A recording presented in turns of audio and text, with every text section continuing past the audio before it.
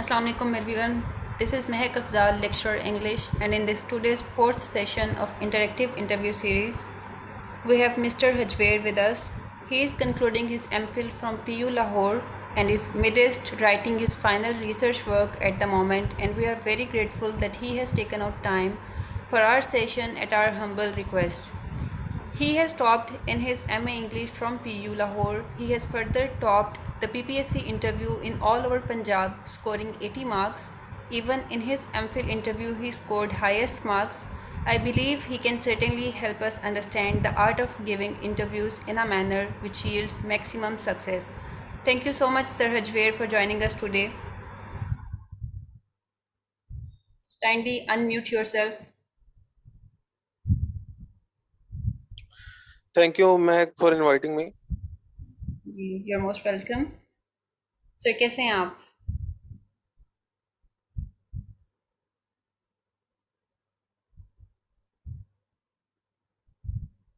Sir mic अपना unmute ही रखिएगा.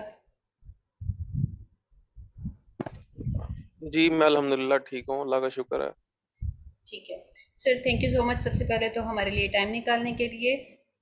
अभी एक्चुअली मैं जो पीपीएससी इंटरव्यू सीरीज़ कंडक्ट कर रही हूँ, इससे मैंने इस आपसे पहले भी काफ़ी लोगों से इंटरेक्टिव सेशंस रखे और मोस्टली मैंने एक ही तरह के क्वेश्चंस पूछे हैं हर सेशन में. लेकिन अब मसला ये आ रहा है कि आंसर्स आर कॉन्ट्राडिक्टरी. हर किसी का अपना पॉइंट ऑफ व्यू है related to this PPSC interview.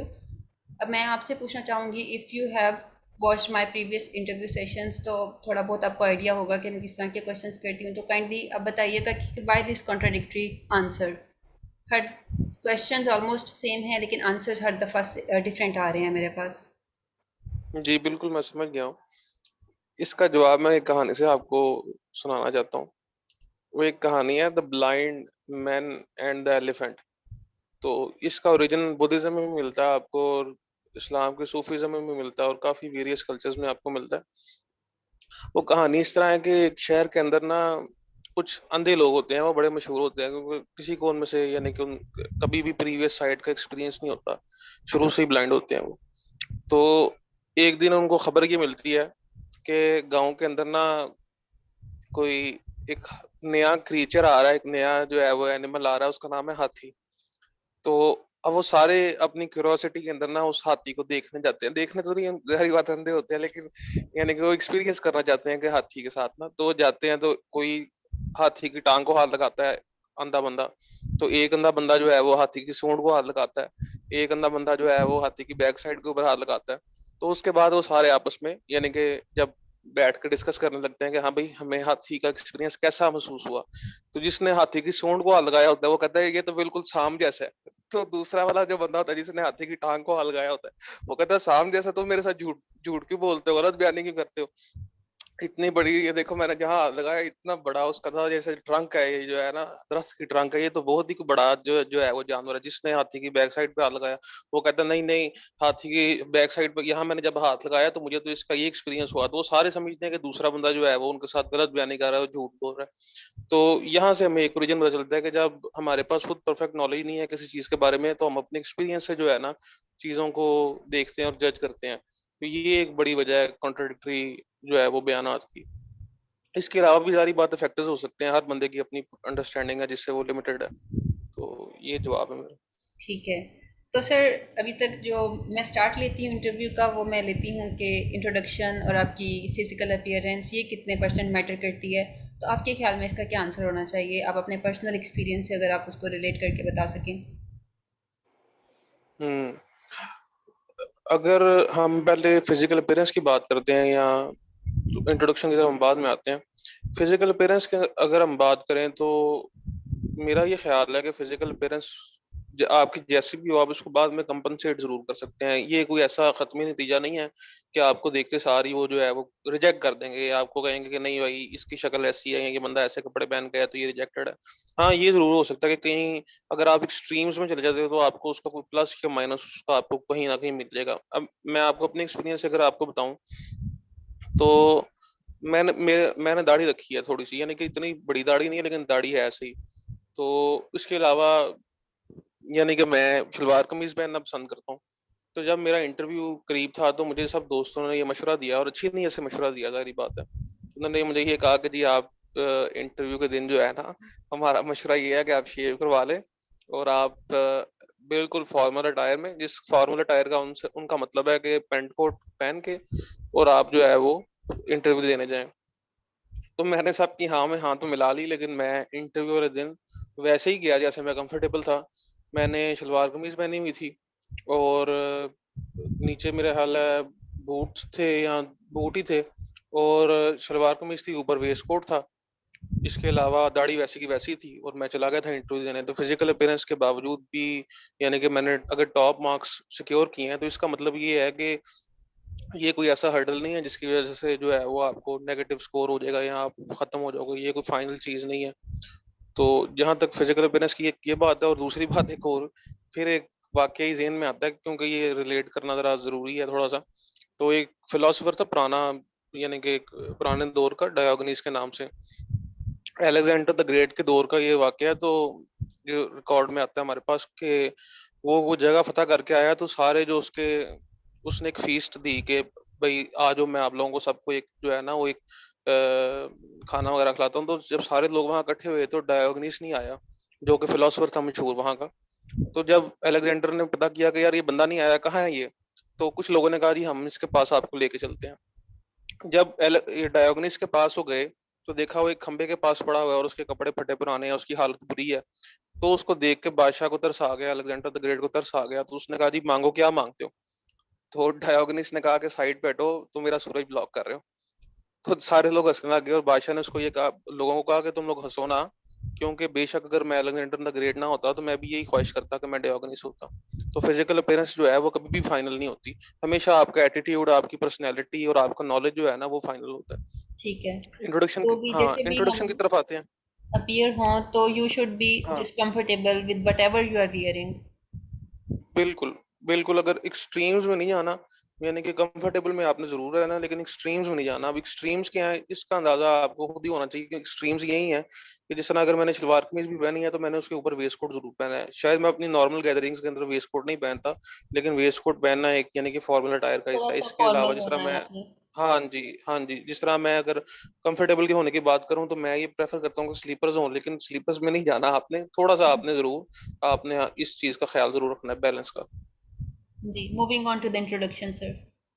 हाँ जी, इंट्रोडक्शन, मेरा ये ख़्याल है कि आपके इंटरव्यू का जो सबसे ज़रूरी हिस्सा है, वो आपका इंट्रोडक्शन है। इसकी वजह ये है कि असल में आप इंट्रोडक्शन के ज़रिए अपने सामने इंटरव्यूअर को बता रहे होते हो कि आपने मेरे से यहाँ-यहाँ से सवाल पूछने हैं।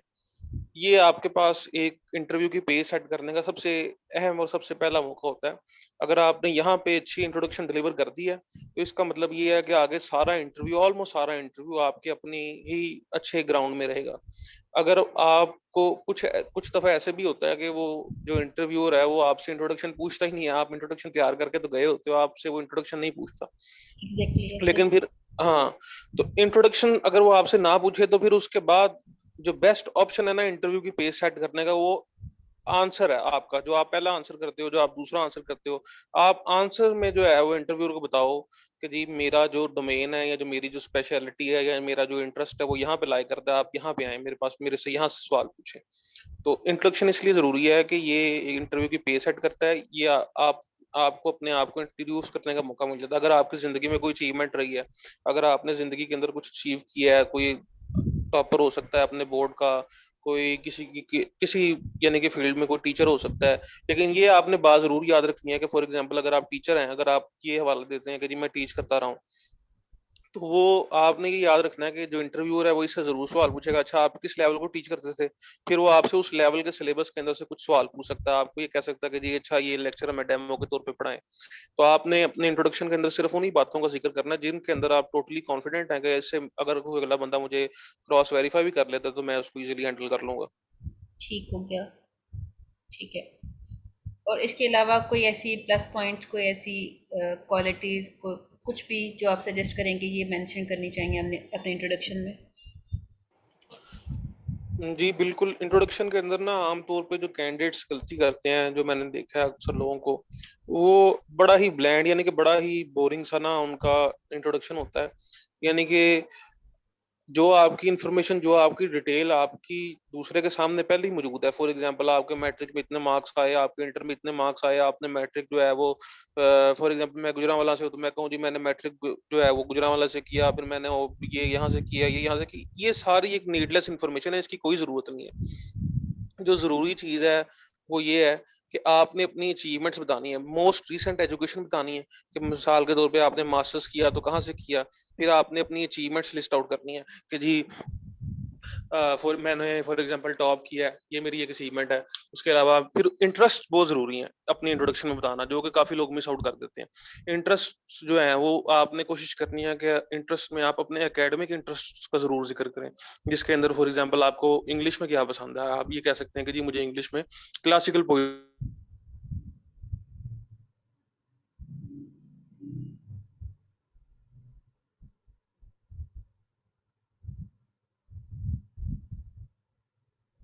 पसंद है। तो ये चीज जो है मेरे ख्याल में इंट्रोडक्शन में जरूरी चीजें हैं कुछ। ठीक है सर, इंटरव्यू की प्रिपरेशन आपने कितनी देर में की थी? How much time you invested in your interview, और आपके ख्याल से कितना एक एवरेज टाइम स्पेंड होना चाहिए to prepare yourself for interview? मैंने इंटरव्यू के लिए जब तैयारी शुरू की थी तो मेरा ख्याल है हार्डली कोई 3 या 4 दिन मैंने तैयारी की होगी उसकी। लेकिन वजह ये थी कि जब मेरा इंटरव्यू का वक्त था तो उस वक्त मैंने मास्टर्स जो था वो अपना फ्रेश कंप्लीट किया था। तो मैं पहले ही सिलेबस से जो था वो वाकिफ था, बखूबी वाकिफ था। तो क्योंकि इंग्लिश मेरा वैसे भी इंटरेस्ट है तो मैं कुछ ना कुछ पढ़ता रहता हूँ। तो जो 3-4 दिन मैंने तैयारी की थी वो सिर्फ एक रिवीजन थी इंपॉर्टेंट टॉपिक्स की और कुछ कोटेशंस की, और जो कुछ मैंने कुछ वर्क्स देखने थे, जो मैंने अपने इंट्रोडक्शन में मैंने अपने एकेडमिक इंटरेस्ट का हवाला दिया था, जिसमें फिलोसफी थी, जिसमें साइकोलॉजी थी। तो उनके मैंने टॉपिक्स को गो थ्रू करना था, इसमें मेरा ये टाइम लगा। लेकिन ये एक एवरेज तौर पे एक इंसान को इस पे कितना टाइम लगाना चाहिए वो खुद ब खुद ही जो है ना उसको जज करना चाहिए और डिसाइड करना चाहिए कि वो इंग्लिश के सिलेबस से कितना फेमिलियर है, खासकर मास्टर के सिलेबस से। और उसके अलावा जो इम्पोर्टेंट टेक्स्ट हैं, जो क्लासिक्स हैं, उनसे उसकी कितनी वाकफियत है, वो कितने डीपली उनको जानता है या उसका कितना इंटरेस्ट है उनके साथ। उसके हवाले से मेरा ये ख्याल है कि अगर सिर्फ नॉलेज की बात करें ना हम, क्योंकि हम सब ने मास्टर्स किया है, तो मेरा नहीं ख्याल कि सिर्फ नॉलेज को कवर करने में 1 वीक भी अगर कोई इंसान डेडिकेटली जो है ना इसको दे तो कर लेगा नॉलेज के हवाले से। तो नेक्स्ट जो अब चीज़ आती है, that is how you deliver your knowledge. हाँ जी। अब जो डिलीवरी है ना, यहाँ पे आके एक प्रॉब्लम आती है कि कुछ लोगों की डिलीवरी बिल्कुल अच्छी होती है, वैसे ही ठीक होती है, वो कॉन्फिडेंट होते हैं, उनको एक्सप्रेशन भी आता है, उनको अपनी बात एक्सप्रेस करनी भी आती है। उनके लिए तो इसमें कोई टाइम लगता ही नहीं है, वो तो वैसे ही अपनी नॉलेज जो भी उनके पास है तो वो डिलीवर कर देते हैं और बड़ी अच्छी डिलीवर कर देते हैं। अब जिनकी डिलीवरी में प्रॉब्लम है तो उनको उस प्रॉब्लम को हल करते हुए ज़ाहिर बात है टाइम लगता है और उनको लगाना भी चाहिए। ये नहीं उनको करना चाहिए कि वो कहें कि जी नहीं हम भी हफ्ते के अंदर ही करेंगे। क्योंकि फिर बड़ा एक मज़ाक हो जाता है उनके साथ, चीज़ें आते हुए भी उनके साथ जो है वो एक ट्रेजेडी हो जाती है। तो डिलीवरी के अंदर कुछ चीज़ें जो ज़रूरी हैं वो ये हैं कि नंबर 1 आपकी फ्लुएंसी हो, ठीक है? फ्लुएंसी का मतलब कुछ लोग कन्फ्यूज़ कर लेते हैं कि फ्लुएंसी का मतलब ये है कि जी इंग्लिश बिल्कुल ठीक-ठाक बोलनी है। नहीं, इंग्लिश ठीक-ठाक नहीं बोलनी होती, यानी कि ठीक-ठाक बोलना ज़रूर एक अच्छी चीज़ है, प्लस चीज़ है। लेकिन फ्लुएंसी का मतलब ये होता है कि बगैर रुके, यानी कि आप बोलें, आप अड़े ना। और जो सबसे बड़ी एक हमारे यहाँ एक चीज़ पाई जाती है, वाली बीमारी। इस बीमारी जो है ना, इससे मुक्ति आपको मिली हो। का सबसे जो अच्छा हल है ना, वो ये है कि आप पॉजेज़ लें अपने बोलने के दौरान। जैसे ये मैंने थोड़ी देर पहले लिया, जिसको यानी कि एक बोलने के दरमियान आप थोड़ा-सा वक़्फ़ा वक़्फ़ा कहते हैं जिसको आप। तो यहाँ आप जो है वो अपनी स्पीच को स्लो रखें, आप शुरू से ही आहिस्ता-आहिस्ता बोलें, ताकि बाद में आपको सोचने का मौका मिल जाए। तो इस तरह काफ़ी यानी कि डिलीवरी की टेक्नीक्स हैं, तो वो सिचुएशन टू सिचुएशन वेरी करती हैं और प्रॉब्लम्स टू प्रॉब्लम वेरी करती हैं। जिसको नहीं आती उसको ज़रूर इस पे टाइम लगाना चाहिए। ठीक है सर, इसके अलावा एक तो डिलीवरी चले होंगी, इसके अलावा और क्या टेक्निक्स हैं जो इंटरव्यू के लिहाज से इम्पोर्टेंट हैं और जो आप समझते हैं कि these are the few strategies before appearing in an interview, कि इन पे हमें काम करना ज़रूरी है? हुँ। जी, बिल्कुल स्ट्रैटेजीज़ और टेक्निक्स जो हैं वो हेल्प तो ज़रूर करती हैं इंटरव्यू के अंदर, और मैं भी खुद भी ये यानी कि अप्लाई करता रहा हूँ। इसके अंदर जो कुछ चीज़ें मैटर करती हैं वो ये करती हैं कि आपको ना अपना ग्राउंड पहले ही सिक्योर करके जाना है। यानी कि कुछ ऐसी चीज़ें, कुछ ऐसे टॉपिक्स आपने इतने पढ़ के जाने हैं या इतने सिक्योर आपने करके जाने हैं कि आपको इतना कॉन्फिडेंस हो कि यार अगला बंदा अगर मैं उसको इस प्लेग्राउंड में ले आऊँ, तो यहाँ पे वो कहीं नहीं जा सकता मेरे खिलाफ ना, या यहाँ पे तो ज़रूर मैं ही विन करूँगा। ठीक ये है। तो आपका पहला हो गया कि यानी कि आपने स्पेशलाइज़ करना है, कुछ टॉपिक्स के अंदर। और स्पेशलाइज़ ये भी नहीं करना कि बहुत ही कोई आपने जो है ना, बहुत ही कोई रिमोट टॉपिक निकाल लिया, बहुत ही कोई गैर ज़रूरी टॉपिक निकाल लिया, नहीं। फॉर एग्जांपल अगर हम इंग्लिश की बात करते हैं, तो आपने कोई हर एरा से मिसाल के तौर पे एक राइटर निकाल लेना है, हर टाइप ऑफ जो है फिक्शन से आपने एक राइटर निकाल लेना है, ठीक है? इंपॉर्टेंट राइटर्स में से आपने कोई सिलेक्ट कर लेना है। तो जब आप हर जगह से कोई किसी टॉपिक में आप स्पेशलाइज़ कर लेंगे, किसी एक डिसिप्लिन में स्पेशलाइज़ कर लेंगे, फॉर एग्जांपल पोस्ट कोलोनाइज़ेशन के अंदर आप जो है वो स्पेशलाइज़ कर लेते हैं, तो आपने उनके बारे में अच्छे तरीके से पढ़ लेना है। उसके बाद आपने जो है, वहाँ पे ये टॉपिक्स इनिशिएट करने हैं अपने इंटरव्यू के दौरान, और उन टॉपिक्स के ऊपर बार-बार इंटरव्यूअर को लेके आना है। फॉर एग्ज़ाम्पल इंट्रोडक्शन में आप कह सकते हैं कि जी मुझे इस जो है ना एकेडमिक डिसिप्लिन का शौक है। मैं पोस्ट कोलोनाइज़ेशन के अंदर जो है वो मुझे स्टडी करने का शौक है। बार-बार हर आंसर के अंदर वो आपको पूछे आपका फ़ेवरेट वर्क कौन-सा, आप रिसेंटली क्या रीड कर रहे हैं? तो आप रिसेंटली रीड कर रहे हैं, भी आपने कोई ऐसा काम ही बताना है जो कि पोस्ट कोलोनियल है। तो इस तरीके से आपने हर आंसर के अंदर अपने पिछले वालों को बिल्ड अप करना है, ताकि वो एंड में आपको आई इसी फील्ड में, आप उसको आना ही इसी फील्ड में अपने ही पड़े अगले इंटरेस्ट सवाल आपने करने। उनको शो करने हैं। हाँ जी, हाँ जी। ठीक है। इसके अलावा सर?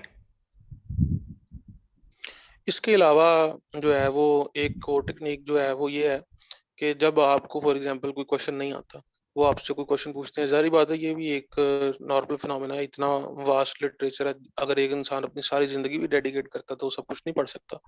जी। तो जब वो आपसे कोई ऐसा सवाल पूछते हैं किसी फिक्शन के बारे में, किसी वर्क के बारे में जो आपको नहीं आता, तो कुछ लोग तो वैसे ही सेल्फ डिस्ट्रैक्ट हो जाते हैं पहले सवाल के ऊपर ही, या हम्म। कुछ लोग जो हैं वो बड़े एम्बैरेस हो जाते हैं। आपको एम्बैरेस और सेल्फ डिस्ट्रैक्ट नहीं होना, आपने उस चीज का अच्छे तरीके से मुकाबला करना है, और उसकी एक अच्छी टेक्निक ये है, फॉर एग्जांपल अगर वो आपसे ये टोनी मॉरिसन के किसी वर्क का पूछते हैं, किसी नॉवल का पूछते हैं, आपने वो नॉवल नहीं पढ़ा हुआ, तो ठीक है। आप इसके जवाब में ये तो कहेंगे कि जी मुझे मैंने ये नॉवल नहीं पढ़ा, लेकिन आप इसके साथ एक एडिशनल लाइन भी जोड़ेंगे। आप ये कहेंगे कि जी मैंने ये नॉवल तो नहीं पढ़ा, लेकिन मैंने टोनी मॉरिसन का जैज़ नॉवल पढ़ा है, आप यहाँ से मेरे से पूछ सकते हैं।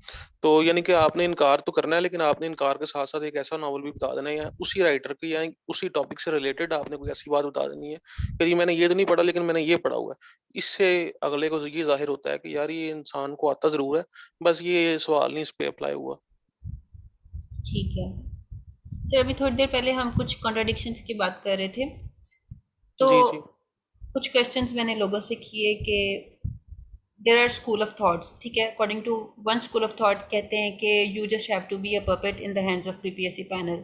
आपने वहाँ पे हुँ, खुद को ऐसे शो करना है कि बस उनके खिलाफ नहीं जाना, जो जैसे वो कह रहे हैं वैसे उनकी हाँ में हाँ मिलाते जाएं। और एक दूसरा स्कूल ऑफ थॉट एक सामने आया और वो ये था कि you have to defend yourself, you have to stand for your hmm, self, कि आप अपने हुँ, पॉइंट्स को वहाँ पे जस्टिफाई करें, आप उनके अगेंस्ट भी जाना पड़े बोलें, लेकिन अपने पॉइंट्स को जैसे हुँ, भी है खुद के लिए स्टैंड हुँ। लें। तो अब इन दोनों में से आप किसकी तरफ हैं और आप क्या सजेस्ट करेंगे ऑडियंस को? इसमें देखिए मैटर तो यही करता है कि आपको पहले तो ये पता होना चाहिए कि जिस पॉइंट के लिए आप स्टैंड कर रहे हैं, क्या वो सही है या क्या वो सही नहीं है। अगर तो आपको इस बात का कॉन्फिडेंस है, इस बात का यकीन है कि जो आप बात कर रहे हैं वो ठीक है, तो आपको अपनी बात से कभी भी पीछे नहीं हटना चाहिए। अगर आप पीछे हटते हैं, तो फिर ये आपके लिए जो है वो इंटरव्यू की सबसे बड़ी गलती साबित होगी। इसका एक वाकया मैं आपको यानी कि कंपैरिज़न में सुनाना चाहूँगा कि यहाँ मेरे एक टीचर हैं, वो बड़े काबिल इंसान हैं। उन्होंने पीपीएससी में यानी कि मेरे साथ ही अपीयर हुए थे, उनका इंटरव्यू था। तो सारा कुछ ठीक जा रहा था उनका। तो इंटरव्यू पैनल ने उनको कहा कि जी आप ना इस फ़िक्रे को ट्रांसलेट कर दें। तो जब उन्होंने ट्रांसलेट किया उस फ़िक्रे को, तो उन्होंने कहा कि जी ये तो आपने गलत किया। तो ठीक क्या है। आप ये मानते हैं कि आपने गलत किया है? यानी कि उन्होंने प्रेशराइज़ किया। जब हम्म। उन्होंने प्रेशराइज़ किया, तो वो यानी कि एंड में वो मान गए। उन्होंने कहा हाँ जी मैंने गलत किया, तो मैं आपसे भी तो उन्होंने कहा ठीक है जी, ठीक है आप जाएँ। तो इसके यानी कि एक तरह की इसकी इसी तरह की सिचुएशन मेरे पे भी आई थी इंटरव्यू के दौरान। मेरे से उन्होंने सिल्विया प्लेथ के बारे में बात हो रही थी हमारी। तो सिल्विया प्लेथ के बारे में बात हो रही थी, तो जो कि सब्जेक्ट स्पेशलिस्ट थी, वो मैडम थी वहाँ इंग्लिश की। हम्म। तो उन्होंने मुझे ये कहा कि जी सिल्विया प्लेथ को तो अपने बाप से बेपनाह मोहब्बत थी। तो मैं हँस पड़ा वहाँ, तो मैंने उनको कहा कि मैडम मुझे तो नहीं पता कि आपने ये मोहब्बत कहाँ पढ़ ली है, लेकिन जो अच्छा। मैंने पढ़ा है वहाँ जो पोइम में मैंने पढ़ा है, उसके अंदर तो ये सिल्विया प्लेथ ये कहती है कि मेरा बाप मर गया, मुझे तो इस बात का बड़ा अफ़सोस है। वो कहती है देखो, देखो, उसने कहा उसको अफ़सोस है। मैं कहा मैम आगे भी तो सुन लेना। उसने कहा मुझे अफ़सोस है। मुझे अफ़सोस ये है कि मैंने उसको अपने हाथों से क्यों नहीं मारा। ओहो! तो तो अच्छा, उन्होंने कहा कि नहीं आपको जो है ना, उन्होंने मुझे कहा कि नहीं आपको ना वो पोएम दोबारा पढ़ने की ज़रूरत है, तो आप दोबारा पढ़ें उस पोएम को। तो मैंने कहा मैम मैं उस पोएम को दोबारा भी पढ़ लूँगा, लेकिन मेरा ओपिनियन जो है ना, वो इस मैटर पे यही है। तो यहाँ पे वो मेरी जो है वो उनके साथ इस बात बात खत्म हो गई। लेकिन मुझे ये लगा था कि शायद ये कहीं नेगेटिवली प्ले ना करे, लेकिन ओहो! क्योंकि मेरी बात ठीक थी और फिर जो इंटरव्यू का स्कोर आया उसने भी इस बात को जो है वो वेरीफाई किया है कि ठीक है, अगर जो आप मतलब अपनी कहते बात हैं पे बस ठीक स्टेप हैं तो बैक नहीं करना हाँ, आपको। हाँ जी, नहीं अच्छे तरीके से ना, अच्छे तरीके से आपने वहाँ पे आप अगर आप ठीक हैं, तो फिर आपने अपनी बात से बिल्कुल नहीं पीछे हटना आपने। ठीक है, ठीक है। सर, अभी आप कुछ इंस्टेंसेस अपने इंटरव्यू से शेयर कर रहे थे, तो would you please introduce yourself कि आप अपने इंट्रोडक्शन में आपने खुद को कैसे इंट्रोड्यूस किया था, क्या-क्या पॉइंट्स आगे रखे थे और उसके बाद नेक्स्ट सीरीज़ बताते जाएँ क्वेश्चंस की कि आपसे किस तरह के क्वेश्चंस पूछे गए थे और आपने उनको किस तरह से आंसर किया था। जस्ट क्वेश्चंस नहीं शेयर करने, आपने उनको कैसे टैकल किया था पैनल को। अभी जैसे ये जो सिल्विया प्लैथ वाला था, ये भी एक मतलब पपेट की तरह आपने उनको आंसर नहीं किया था कि ठीक है जो आप कह रहे हैं वही सही है। अपने इंटरव्यू के हुँ। जो इंस्टेंसेस हैं वो काइंडली शेयर कर दें ज़रा। जब मैं गया वहाँ इंटरव्यू देने तो मेरे से पहले कहने की लाइन लगी हुई थी, तो वहाँ से जो इंटरव्यू रूम से एक बंदा आया और वो आके उसने बड़ी कोई यानी कि वो परेशान हालत में वो बोलता क्या कहता है अंदर पागल बैठे हैं। वो कहते हैं जी रेड लाइट का मतलब बताएँ, ग्रीन लाइट का मतलब बताएँ। तो कहता है जी गुड लक, आपको गुड लक, आप देखो जाके आपके साथ क्या करते हैं। तो मैं भी फिर यानी कि थोड़ा बहुत परेशान ही हो गया उसकी बात सुन के और जब मैं अंदर गया तो कुछ यानी कि कुछ सिविलिटी ज़रूरी है, वो यही है कि अगर कमरे का दरवाज़ा बंद है तो आपको नॉक करके जाना चाहिए, इजाज़त लेके जाना चाहिए। हुँ, हुँ। सीट पे बैठना है तो आपको इजाज़त लेके बैठना चाहिए। तो फिर उसके बाद जिस लैंग्वेज में आपसे बात की जाती है, आपको उसी लैंग्वेज में ही उसका जवाब देना चाहिए। फॉर एग्ज़ाम्पल अगर वो आपसे उर्दू में बात करते हैं, तो आपको उर्दू में बात करनी चाहिए। अगर वो खुद ही आपको कहते हैं कि जी नहीं जेंटलमैन आप जो है वो इंग्लिश में जवाब दें, तो फिर आपको इंग्लिश में मूव ऑन कर देना चाहिए। तो मेरे से उन्होंने उर्दू में बात की, तो मैं उनको उर्दू में जवाब देता रहा।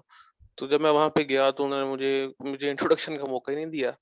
तो उन्होंने अच्छा, मुझे अच्छा। खुद ही हाँ, उन्होंने मुझे खुद ही कहना शुरू कर दिया कि जी अच्छा आप जुबैर अहमद हैं, अच्छा आपके वालिद का नाम ये है, अच्छा आपका जो सिटी है वो ये है, तो अच्छा आप अपने सिटी के बारे में बताएँ, किस वजह से वो सिटी जाना जाता है? तो ये एक बड़ा ज़रूरी सवाल है जिसके लिए हर बंदे को तैयार होना चाहिए ने क्योंकि आपसे उर्दू में ही इंटरेक्शन किया। हाँ जी, हाँ जी, वो ठीक उर्दू है। में मेरे साथ शुरू में इंटरेक्शन करते रहे कि जी अच्छा आप अपने शहर के बारे में बताएँ तो कहीं किस बारे में सॉरी सर इंटरप्ट करने के लिए, कहीं आपकी अपीयरेंस की वजह से तो नहीं था? वो आपको हार्ड टाइम नहीं देना चाह रहे थे? नहीं, बिल्कुल ऐसी बात नहीं है। मुझे तो उन्होंने आगे जाके वाक़ई में मैं आपको बताऊँगा कि हार्ड टाइम देने की उन्होंने पूरी कोशिश की है, वेरी तो ऐसी कोई बात नहीं है। तो जब उन्होंने मुझसे ये पूछा कि जी अपने शहर के बारे में बताएँ, तो मैंने उनको बताया कि जी मेरा शहर जो है वो खाने-पीने के हवाले से बड़ा मशहूर है। ठीक तो है। जाना जाता है खाने-पीने के हवाले से, तो उन्होंने मुझसे बाकायदा दुकानों के नाम पूछ लिए कि भई बताओ कहाँ से क्या चीज़ मिलती है? तो फिर उनको मैंने बताया, थोड़ी-सी हमारी फूडी कन्वर्सेशन हुई। तो उसके बाद उन्होंने कहा कि यार मैंने फिर एंड में अपने खाने-पीने के हवाले से मैंने कहा कि सर चिड़े भी हैं खाने-पीने में लेकिन मैं वो आपको रिकमेंड नहीं करूँगा अगर आप मेरे से ब्रदराना मशवरा चाहते हैं तो। उन्होंने कहा हँसने लग गया आगे से। तो उन्होंने अपने साथ जो उनके मैडम बैठी थी उन्होंने कहा जी बताओ जी इनको बताओ, क्यों नहीं चिड़े रिकमेंड करते इनको बताओ। तो मैंने कहा मैडम वो लालिया खिला देते हैं आपको चिड़ों के नाम पे। तो तो यानी कि वहाँ पे एक अच्छा मूड हो गया, सारे हँसने लग गए। तो उन्होंने कहा कि यार ये तो था वैसे ही, यानी कि हमने कुछ कहा चलो शुरू में थोड़ी बहुत बात करते हैं, अब तुम्हारा इंटरव्यू जो है ना वो अब शुरू हो रहा है, तो अब इंग्लिश में ट्रांज़िशन कर दो। तो मैंने कहा जी ठीक है सर, तो मैं इंग्लिश में हम दोनों इंग्लिश में आ गए। ठीक है। जब हम इंग्लिश में ये आए तो उन्होंने आपसे कहा था कि अब इंग्लिश में स्विच करने लगे हैं हम? हाँ जी, ठीक है। हाँ जी, हाँ जी, उन्होंने मुझे खुद ही कहा कि जी अब हम इंग्लिश में ट्रांज़िशन करते हैं। तो तो ज़रा मैंने कहा जी एनवायरनमेंट ठीक है को सर। लाइटन अप कर रहे थे पहले। हाँ, नहीं वो लाइटन अप यही है कि हमने खुद ही लाइटन अप किया जाके, ये भी एक जो ह्यूमर है, ये भी एक बड़ा हुँ, अच्छी टेक्नीक है, लेकिन इसको अप्लाई करना आना चाहिए आपको, कि अप्रोप्रिएट लेवल ऑफ ह्यूमर आपने अप्लाई करना होता है अप्रोप्रिएट लोगों के साथ, यानी कि हर बंदे का लेवल अलग-अलग होता है ह्यूमर को हुँ, हुँ। टॉलरेट करने का। ठीक तो है। जब हमने इंटरव्यू अपना स्टार्ट किया तो मुझे तो बड़े आसान ही लगे, जो उनसे उन्होंने इडियम्स पूछने शुरू कर दिए जो मेरे से पहले लोगों से भी पूछ रहे थे।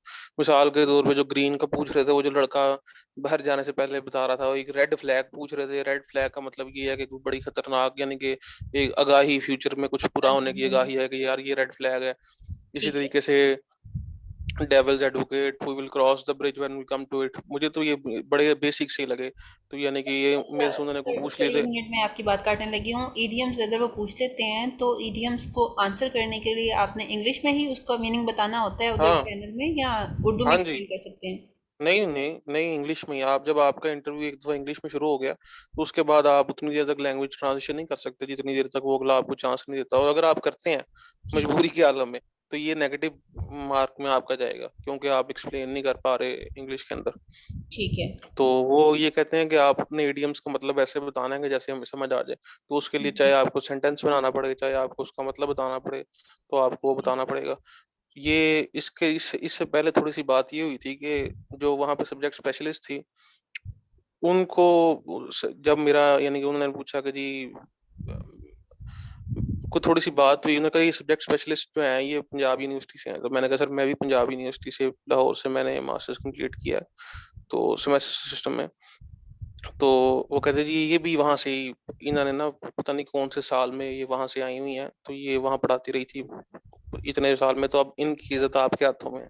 तो मैंने कहा सर मैं इनकी इज्जत बचाने की पूरी कोशिश करूंगा। तो फिर वहाँ यानी कि थोड़ा सा हंसी मजाक हुआ। तो उसके बाद जब हम यहाँ आईडीएम्स पे आए, तो जो चेयरमैन थे उन्होंने मेरे से कम भी कोई 10 इडियम्स जो है ना, उन्होंने एक ही सांस में पूछ लिए। तो वाह। बारी बारी और जैसे ही उनको अंदाजा होता था आपने कि इसको इस ऑलमोस्ट इडियम का कितने मतलब आंसर आता है, किए आपने? सारे सारे? सारे आंसर किए ठीक हुए। है, तो ये हाँ, बेसिक सारे ही वही मुझे थे आते थे। जो हम पढ़ते आ रहे थे ग्रेजुएशन लेवल से? हाँ जी, मुझे तो ये, यानी कि मुझे तो ये वैसे इडियम्स आते थे, मुझे तो आसान भी लग रहे थे। लेकिन एक वास्ट मेजॉरिटी जो मेरे से पहले गई थी इंटरव्यू के अंदर, जिस तरह मैंने आपको उस लड़के की रुदात सुनाई है जो मेरे से पहले जाके आया, उसने कहा जी रेड लाइट ग्रीन लाइट पूछ रहे। तो हाँ जी। वो शायद कंफ्यूज हो गए थे, या शायद उनको इनके मतलब नहीं आ रहे थे। लेकिन मुझे तो ये बड़े हम्म। आसान लग रहे हैं। डेविल्स एडवोकेट जिस तरह हो गया, we will cross the bridge when we come to it, ये तो आसान है, आना ही चाहिए हर किसी को, बेसिक है ये। ठीक है। तो अब हमारे पास एक न्यू डायमेंशन निकली है कि हमने ईडियम्स वगैरह भी देकर जाने हैं। ना सिर्फ अभी तक हम जो प्रीवियस सेशंस में बात कर रहे थे वो हम एमए के सिलेबस को ही फोकस कर रहे थे, या कुछ जो भी इंटर या बीए में अगर कोई टीचिंग एक्सपीरियंस है। चलें, ईडियम्स और करेक्शन और sentences, Urdu to English translation, even English to Urdu, ये सारा कुछ पूछा जा सकता है। हाँ जी, मैं असल में बात ये है कि जो चेयरमैन है ना, वो जरूरी नहीं है कि वो आपकी फील्ड से ही हो, जो केवल लिटरेचर की फील्ड से हो। अब उसको जो चीज आती है वो आपको उसी में टेस्ट करेगा। जो हम्म। क्वेश्चंस उसने प्रिपेयर किए हैं वो उसी में आपको टेस्ट करेगा। ठीक है। सर काइंडली थोड़ा सा स्पीड अप कीजिएगा, वी हैव लास्ट 6 मिनट्स, तो मैं चाहती हूँ मैक्सिमम आपके इंटरव्यू जो एक्सपीरियंस है वो हम तक पहुँच सके। जी, उसके बाद इडियम्स, जब मेरे इडियम्स कवर हो गए, तो उसके बाद चेयरमैन ने हाथ खड़े कर लिए। उसने हंसते हुए कहा कि, उसने कहा जी इसने तो मुझे लाजवाब कर दिया, तो अब वाह। आपके ऊपर हैंड ओवर है। तो फिर उसके बाद जो पीपीएससी की तरफ से जो एक्सपर्ट था, उसने मेरे से ऐसे वर्ड्स पूछने शुरू कर दिए कि जो कि साउंड में तो एक जैसे ही हैं, लेकिन उनके मतलब डिफरेंट थे। जिस तरह हम्म। ब्राइडल ब्राइडल हो गया, तो हम्म। इस तरह उसने मुझसे काफी डिफरेंट वर्ड्स पूछने शुरू कर दिए।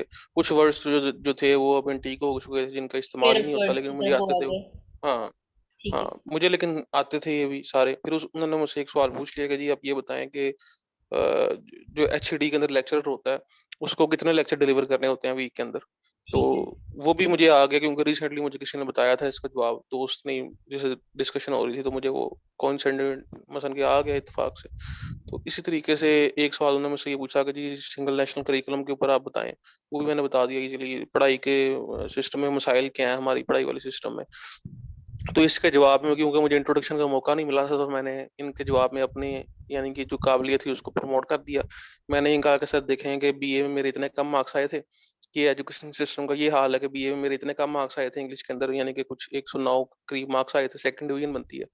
तो हम्म। जब मैं यहाँ पंजाब यूनिवर्सिटी में आया, मैंने अपना मास्टर्स किया, तो उसी बंदे ने जिसने सेकंड डिवीजन ली थी, उसने फर्स्ट पोजीशन ले ली पंजाब यूनिवर्सिटी लाहौर में, जहाँ सारे पाकिस्तान से लोग आए हुए हैं।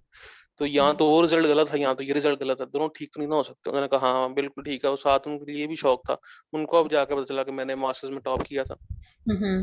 तो ये तो एक जो यानी थी, एक यानी प्लस कि ये पॉइंट भी एक, आपने हाँ, जबरदस्ती उनके उनके आगे रख हाँ, दिया। हाँ, हाँ, तो ये भी एक टेक्निक्स में से एक है कि आपने अपनी बात जो है वो ज़बरदस्ती उनके सामने लेके जानी है। जी, फिर जो सब्जेक्ट स्पेशलिस्ट की तरफ अगर मैं आऊँ, तो वहाँ भी मैंने यही टेक्निक अप्लाई की, यानी कि वो इस तरह अप्लाई की कि अगर फॉर एग्ज़ाम्पल उन्होंने मेरे से ये पूछा कि जी क्या आपने हार्ट ऑफ डार्कनेस पढ़ा है? तो मैंने कहा जी मैंने हार्ट ऑफ डार्कनेस पढ़ा है, मुझे बड़ा मज़ा आया। हुँ, हुँ। लेकिन साथ ही मैंने इसके एडिशनल भी एक चीज़ ऐड की, मैंने कहा मुझे बड़ा मज़ा आया, लेकिन उसके बाद मैंने एक बुक पढ़ी, उसके बाद ये सारा मज़ा खराब हो गया। ऑटोमैटिकली एक क्यूरियोसिटी ये नहीं कि इंटरव्यूअर के अंदर पैदा हो जाती है कि अच्छा ऐसा क्या पढ़ा हाँ, जिसने इस हाँ। चीज़ का मज़ा खराब कर दिया आपका?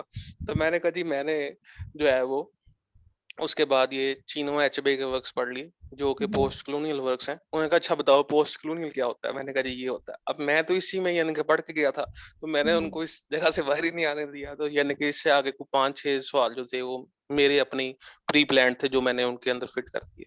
ठीक तो है, ये एक अलग टेक्नीक है जो इस्तेमाल करनी चाहिए आपको। ठीक है।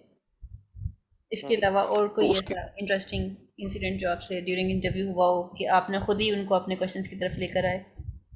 हाँ जी, मैं खुद ही उनको अपने क्वेश्चन की तरफ लेके आया। इसके अलावा एक ऐसी जगह थी जहाँ पे उन्होंने मेरे से टीएस इलियट के बारे में पूछा। टीएस इलियट की वो पोएम थी, मुझे याद नहीं उसका नाम। द तो उन्होंने वेस्टलैंड आई मुझसे थिंक। उसका द हाँ, वेस्टलैंड। वेस्टलैंड वेस्टलैंड ठीक है। बिल्कुल, बिल्कुल। वेस्टलैंड के बारे में उन्होंने पूछा मुझसे पूछा तो मुझे उस वक़्त ज़हन में नहीं आ रहा था। तो मैंने कहा बजाए इसके कि मैं इनको थोड़ा बहुत मुझे इसका आंसर आता था, तो मैंने कहा ये मुझे ये इसका आंसर कभी भी नहीं देना चाहिए, क्योंकि अगर मैं इसका आंसर दे भी देता हूँ, तो इसके आगे इन्होंने डिटेल में जाना है, डेप्थ में जाना है, 2-3 सवाल अगले मुझे नहीं आएँगे। उससे ठीक है। बेहतर ये है कि मैंने कहा मैम मुझे जो है वो ये इस वक़्त मैं इसको अच्छे तरीके से रिकॉल नहीं कर सक रहा। आप जो है वो अपना क्वेश्चन चेंज कर लें, किसी और वर्क से मेरे से पूछ लें। तो ऐसे ही फिर जब मैंने उनको कहा कि जी आप इससे पूछ लें, आप इससे पूछ लें, आप इससे पूछ लें। तो जब मैंने उनको 2-3 ऑप्शंस दिए तो उन्होंने कहा ये मैंने नहीं पढ़ा, ये भी नहीं मैंने पढ़ा। तो इस तरह फिर वो एक चीज़ कंपनसेट हो गई। तो हम आगे चले गए, इससे मूव ऑन करके आगे। द वेस्टलैंड से उन्होंने क्वेश्चन किया, वो आपने नहीं पढ़ा था और आपने उनको हाँ, उसके ऑपोजिट मैंने और उनको वर्क्स आगे बता दिए। हाँ, ठीक हाँ, है। मैंने उनको फर्दर वर्क्स रिकमेंड कर दिए। मैंने कहा मैम आप इससे पूछ लें, आप इससे पूछ लें, ये मुझे याद है। तो आप इनसे पूछ लें। तो उन्होंने कहा ये मैंने नहीं मुझे नहीं याद। तो मैंने ये कहा उन्होंने ठीक है नहीं फिर पढ़े हुए। इसको आगे चलते हाँ, हाँ। ठीक है। तो यानी कि वो कवर हो गया ना, प्लस माइनस हो हम्म। गया, ठीक हो गया चलिए। काम। ठीक है। हाँ जी, तो उसके बाद जो है वो फिर ये हुआ कि ये सिल्विया प्लेथ वाला वाक़या हुआ जो मैं पहले सुना चुका हूँ। हम्म। तो जब सिल्विया प्लेथ वाली बात भी हो चुकी, तो उसके बाद फाइनल में एंड में उन्होंने कहा जी ठीक है, शुक्रिया। तो यहाँ पे फिर मैंने थोड़ा-सा यानी कि मज़ाक ही किया, तो उन्होंने कहा जी शुक्रिया, तो मैंने भी उस वक़्त उनको उसी वक़्त ही कह दिया शुक्रिया। क्योंकि इंटरव्यू के अंदर एक बंदा ऐसी हालत में आया होता है कि सामने से जो बंदा भी कोई सवाल करे तो आपने इमीडिएटली उसको आंसर करना है। तो हाँ उन्होंने जी। कहा शुक्रिया, तो मैंने कहा शुक्रिया। तो साथ ही फिर जो पीपीएससी हेड था उसने भी मुझे देख के कहा कि शुक्रिया, मैंने उसको भी कह दिया शुक्रिया। तो एंड में चेयरमैन ने मेरी तरफ देख के कहा कि भाई शुक्रिया, मतलब इंटरव्यू हो गया तो अब आप जा सकते हैं। तो मैंने कहा सर ठीक है, बहुत शुक्रिया आपका। तो हँसते-हँसते फिर यानी कि मैंने वहाँ से रुखसती ली अपनी। तो ठीक है। अच्छा हो गया इंटरव्यू मेरा इस वाले ये से। ओवरऑल टोटल क्वेश्चंस थे आपके इंटरव्यू के? हाँ जी, कमोबेश टोटल थे। दरमियान में कुछ हों अगर मुझे याद ना हो, छोटे होंगे लेकिन। ठीक है सर, काइंडली थोड़े से टाइम में आप कोई टिप्स देना चाहें कि जो अभी फ़िलहाल लोग तैयारी कर रहे हैं रिज़ल्ट आने से पहले, तो वो इस टाइम को कैसे यूटिलाइज़ करें कि किस चीज़ को तैयार वो करें? डिलीवरी को इस वक़्त तैयार करें, क्योंकि नॉलेज जो है वो आपका नॉलेज बेस तो आपके पास पहले ही आपको आइडिया है कि आपने कहाँ से तैयार करना है। स्पेशलाइज़ेशन में भी इतनी देर नहीं लगती।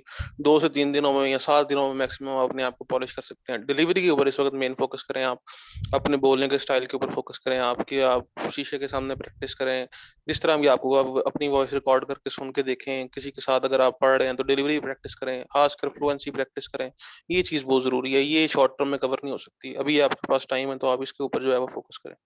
ठीक है। Thank you so much sir, thank you so much, it was a pleasure having you. और बहुत अच्छा रहा आपसे बात करने का सिलसिला, ये सारी